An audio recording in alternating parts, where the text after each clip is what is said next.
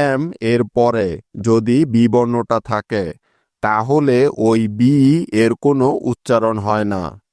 তবে এসব শব্দ লেখার সময় অবশ্যই এই বি অক্ষরটা লিখতে হবে। তাহলে চলো এই নিয়মের কিছু উদাহরণ দেখে নেওয়া যাক।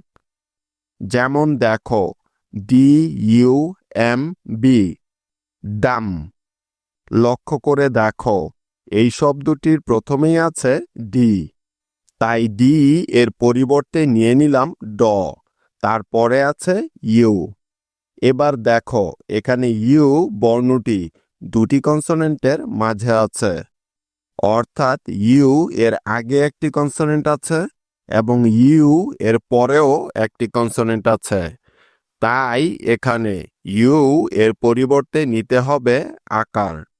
তাহলে ডি ইউ মিলে হলো ডা। তারপরে আছে এম, তাই এম এর জন্য নিয়ে নিলাম ম। সুতরাং ডি ইউ এম মিলে হয়ে গেল ডাম। এবার দেখো, সবার শেষে আছে বি, কিন্তু লক্ষ্য করে দেখো এখানে বি এর আগে কিন্তু এম অক্ষরটি আছে।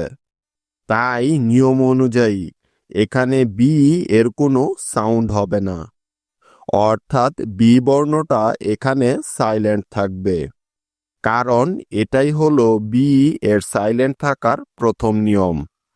সুতরাং ডি ইউ এম বি একত্রে মিলে হয়ে যাবে ডাম। ডাম। ডাম অর্থ হলো বোকা, তবে কোনোভাবেই এই শব্দটিকে ডাম পড়া যাবে না, পড়লে ভুল হবে।